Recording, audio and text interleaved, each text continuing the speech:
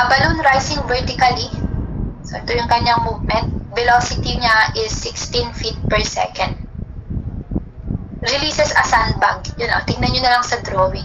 Naghulog yung babae ng sandbag at an instant when the balloon is 64 feet above the ground. Compute the position of the sandbag 1/4 second after it is released. Okay, so ito po yung logic dito. Nagmo-move yung balloon. So ano kaya ang may imagine nyo? Yung sandbag ba? Diretso bagsak yan? Yung nakikita ng ating mata, feeling natin, babagsak talaga siya, which is totoo naman. Pero, in a split time, engineers, yung sandbag, hindi siya as in, pagka-release mo, diretso yan baba. Why? Because of the motion of the object, kung saan siya galing. Note that the balloon is also rising vertically. Kaya, bukod sa ang velocity ng sandbag is 16 din, engineers yan, bukod po sa na-carry niya yung velocity kung saan siya galing, sasama pa po yan ng split time sa direction na yan bago siya babagsak. Titin ko po, hindi siya bagsak agad. Nagmo-move kasi yung pinanggalingan niya, though at rest naman siya nung ibinagsak, pero sasama pa yan ng konti, then babagsak. Kaya rin, yun po yung reason bakit sa choices is ang liliit ng sagot. Okay? So, try natin. Position lang naman ma'am yung hinahanap, di distance lang. Okay, tama? VOT plus 1/2 AD squared. So, S natin, engineers, yung sandbag yung tinutukoy, di ba? Pero, note that its velocity upon release is also 16. Kineri niya yung velocity ng balloon. Saan siya galing? So, 16 din yan. So, yung time niya, 1/4 after release plus 1/2. For example, nilagay nyo dito 32.2 feet per second squared times time na 1/4 squared. Okay, tingnan nyo po to. Pag diniretso nyo without analyzing,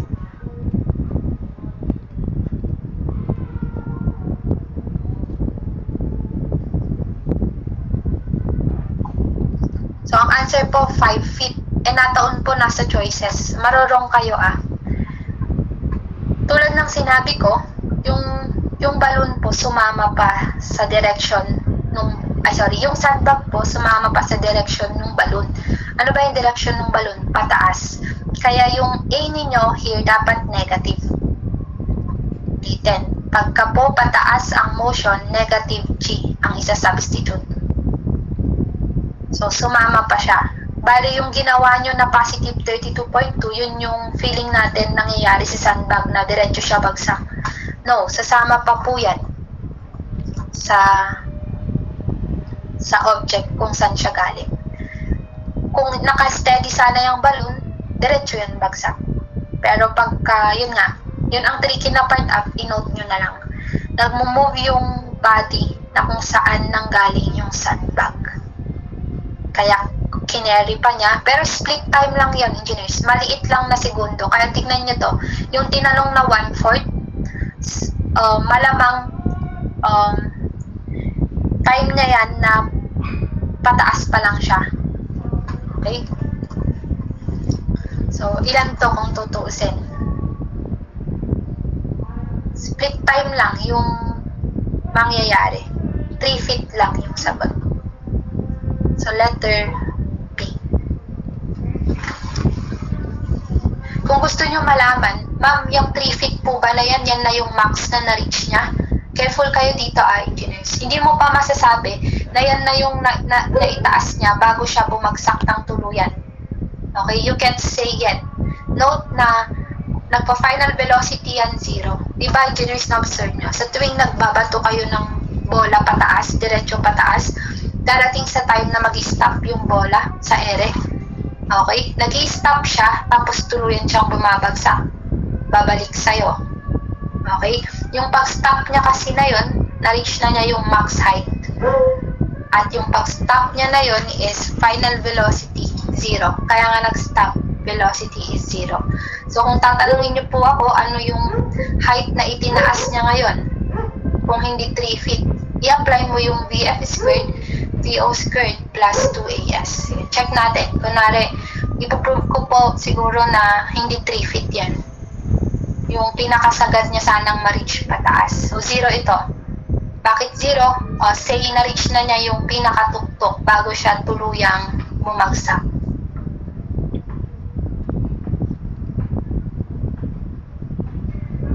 So what is S? Try lang natin kung anong answer.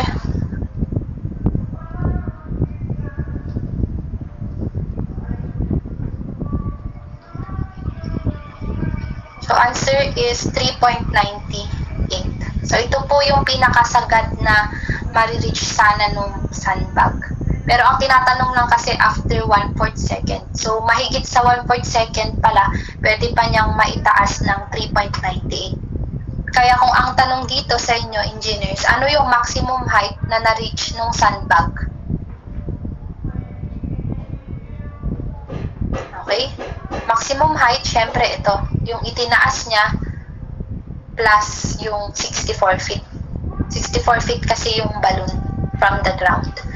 67.98 feet yung maximum height na na-reach nung sandbag. Kung yun po yung tinanong.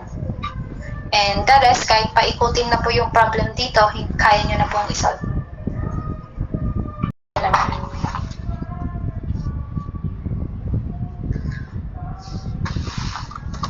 So, pagka rotational motion,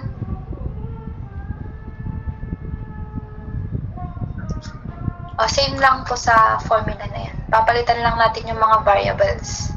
Pero as in, same lang. So, ito alpha, omega F minus omega O over time. Yung S natin magiging theta, which means displacement, angular displacement.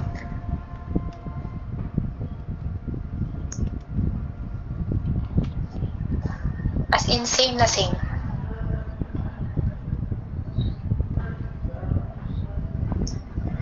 Okay, nalagyan nyo lang yan ng angular. Lahat yan may angular.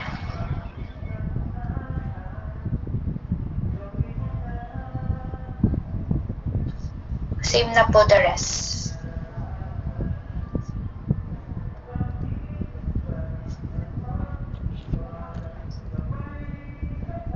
Angular displacement, angular velocity, angular final velocity,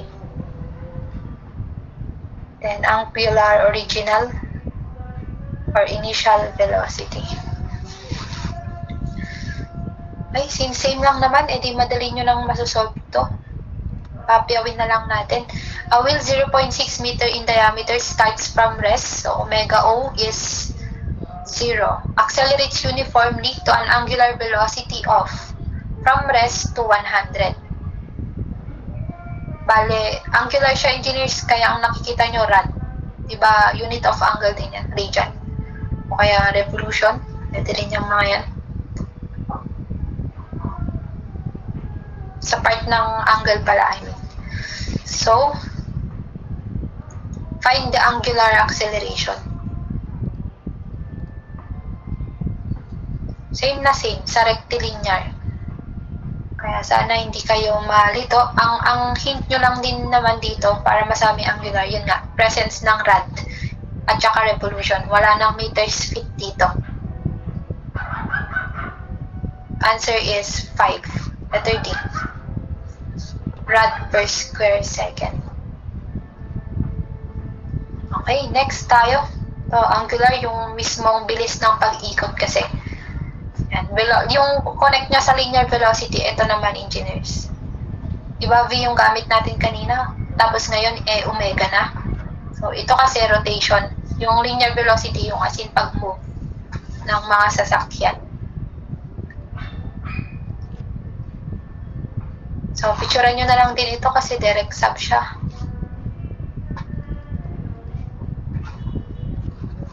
Okay, next. A car tire is 30 inches in diameter. How fast in RPM does the wheel turn? So, revolution per minute, automatic, omega. Thus, the wheel turns on the axle when the automobile maintains a speed of 30 miles per hour.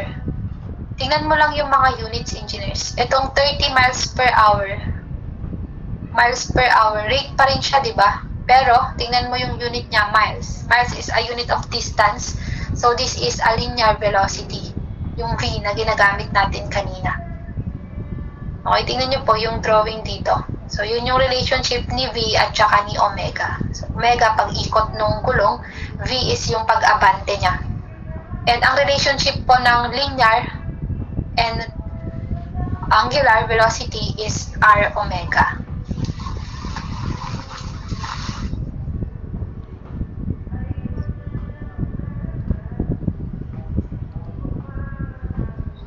So, ano bang hinahanap natin? Omega. So, V over R. 30 miles per hour. And radius of 30 inches. So, 15 inches. Unit analysis. Engineers, ang goal po, revolution per minute. Kaya dapat mawala si miles. So, 1 mile is 5 to 80 feet. Also, 1 hour is equal to 3,600 second. Paano pala natin tatanggalin si mile? Kinonvert na natin siya into feet. May inches sa baba, so convert natin yan. 1 foot is 12 inches. Sa ganitong conversion, mawawala pareho si miles tsaka si inches sa baba.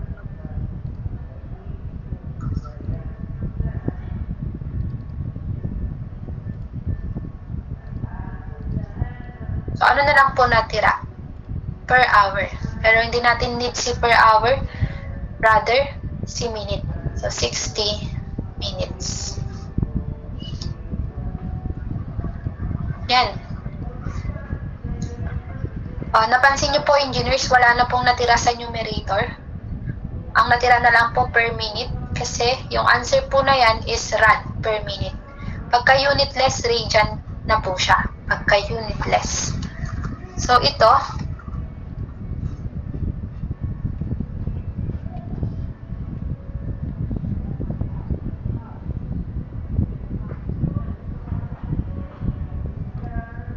so, yung answer natin na to is 2112 nakarad per minute.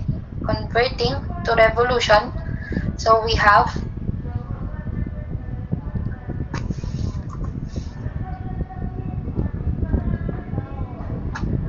336. Unit analysis lang. Practice natin yan. Hindi man alam yung formula, basta alam mag-unit analysis, masosolve naman yung mga problem sa ESAS.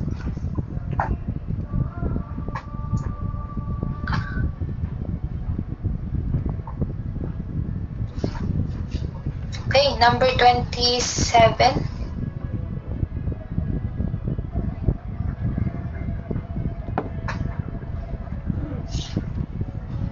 And nasolve ko na rin po siya para i-screenshot nyo na lang as info direct substitution. No need to explain. Ang tandaan mo lang, pagka rotational motion, wala ka nang makikita meters tsaka feet. Ang meron po rad. Kasi nga, pinakita ko rin sa inyo dito sa ating table, yung S natin is theta naman sa kabila. Pero parang distance lang din kung tutuusin. Ang unit lang ng distance na yan is radian. Kasi angular displacement yan. Okay. 14.32 revolution. Letter T. Number 28. Paki na lang din.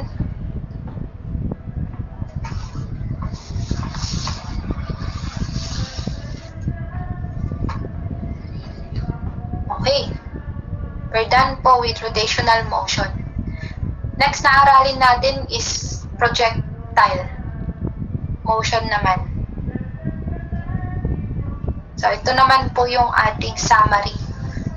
So, pagka, ano naman ang relationship neto sa, or similarity neto sa rectilinear. So, pag ang rectilinear, it could be horizontal or vertical motion. Ang rotational naman, basta paikot, rotational. Okay. Ang ating naman, projectile is combination na siya, 2 dimension. Merong X at saka Y. Ang projectile.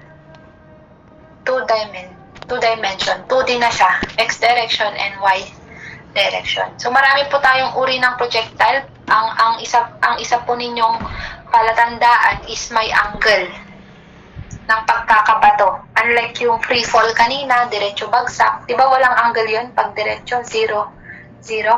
Pagka pahulog, 0 degrees din. Kasi one direction lang yan. So marami pong klase. Ito considered projectile yan. Ang binagsakan is ka-level nung pinanggalingan niya. Another projectile din po to. Yung pinanggalingan compared sa binagsakan is sobrang baba na. Dito tumama. Projectile pa rin. Also, projectile pa rin kahit na yung pinagbagsakan is tumaas. Projectile pa rin yan. Tatlong klase ng projectile. Okay. Tulad nga ng binanggit ko, projectile is 2D. X and Y yan. Kaya meron po tayong table dito. So, ang example ko na lang yung letter A na diagram para makita ninyo. Sa bawat posisyon ng football ba to? Okay?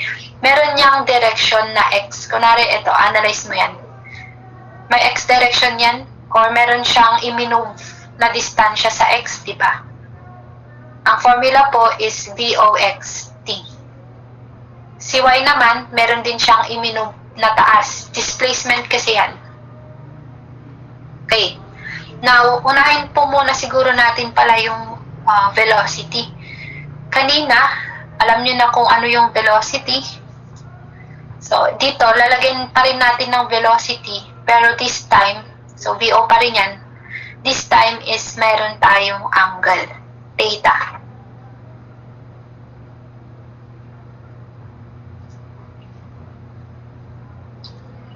Meron tayong angle na ikakonsidera.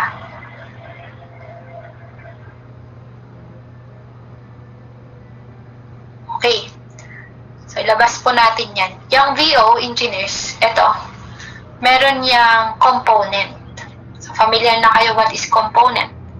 Meron yung VOX, tsaka VOY. Component niya depende sa ang direction. So, kung sa X direction, may VOX po. Kung sa Y, VOY. So, how to find VOX?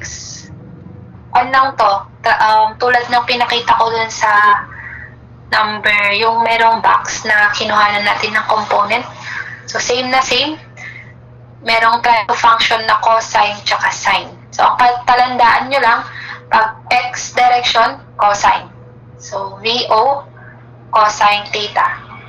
Engineers, kinukuhanan nyo po ng component si VO.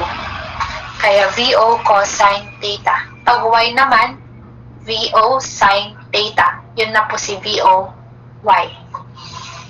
Nasundan? Okay. Kunwari, kukunin mo naman yung X and Y. Nalaman mo na may dalawang component yung velocity. Therefore, may dalawa rin po yung distances. Tignan nyo po yung distance ni X. Eto, X yan, di ba? Yung i-move nung football at X direction. Ano pong napapansin yung formula niya? Parang yung typical lang, X is equal to VOXT or velocity times time. Kasi, both po yung X and then Y, galing lang po yan kanina sa rectilinear. Huwag malilito. Papapansin ko sa inyo. Same lang yan sa formula S. Di ba ang S distance? Dito kasi sa projectile, lalagyan lang natin ng dalawang dimensions. Iba kay X, iba kay Y. Pero same lang po yan. Tingnan nyo si bandang X. Ma'am, bakit po yung bandang X, ito lang ang formula niya?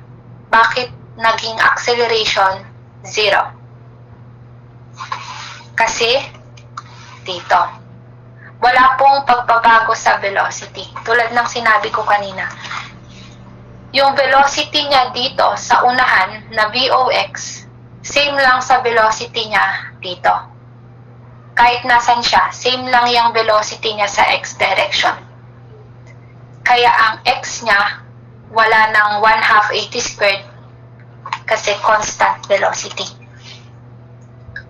Nineneglect po ang air resistance. Tandaan yon. Na-derive yung formula na to, na-neglect po yung air resistance.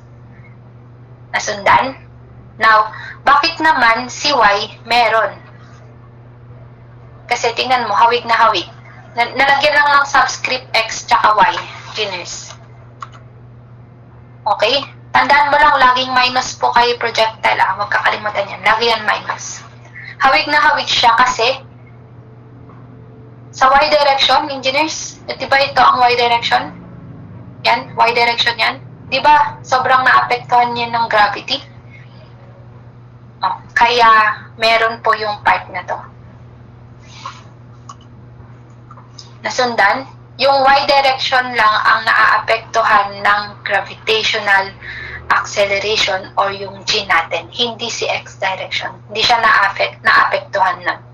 Kaya yung velocity niya constant. Yun yung mga mahalagang dapat nyo pong tandaan or i-take down. So, hawig lang yan. Hindi to panibagong formula. Same na same.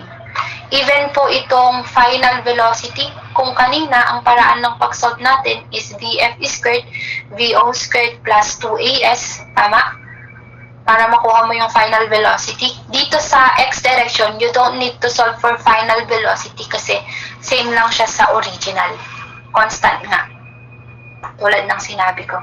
Tapos, dito naman, hawig na siya sa y direction. Hawig na hawig. Minus lang talaga. Fix yung formula ng projectile na to na minus, kakalimutan. So, may subscript lang na additional na x and y. And also, I put here general equation of projectile. Combining x and y, engineers, ito napaka-importante. Sobrang useful.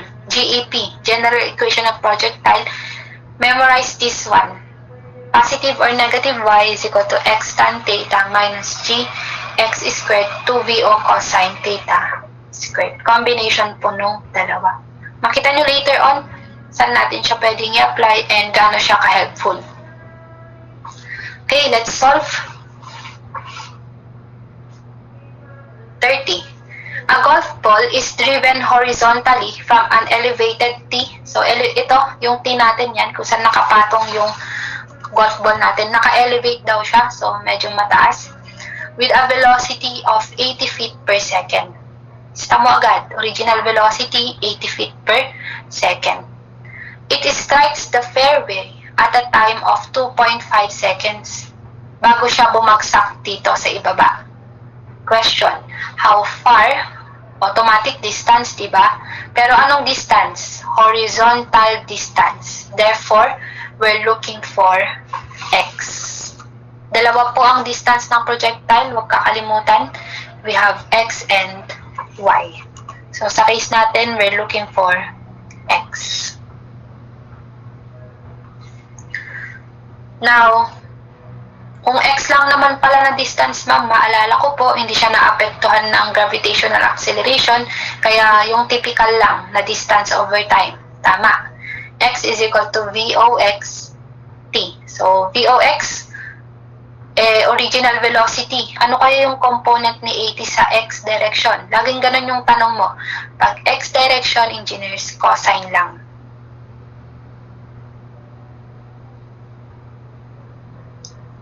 So, 80 cosine of. Yan. Dito pag-isipang mabuti yung angle. Golf ball is driven horizontally. Tinamaan po horizontal. As in, walang angle. Kaya theta is 0 degrees. So, projectile pa rin yun. Diba alam nyo naman yung mga example ng projectile? Yung pag nagdidilig kayo, yung hose, yung inilalabas nyo yung tubig, pagka nilagyan mo ng angle, nagkikreate ng projectile. Pag-shoot sa basketball, projectile din po yun. Okay? Ito, projectile din. Kahit 0 yung angle, magkikreate pa rin yan ng parang curve na path. Ganyan. Okay? So, 0 degrees tayo dito. gaano katagal bago ma-reach niya yung ground is equal to 2.5. So, 80 cosine 0. Cosine 0 is 1. Kahit hindi na i-type sana. Answer is 200 feet. Nasundan? Driven horizontally kasi. Hint nyo yun.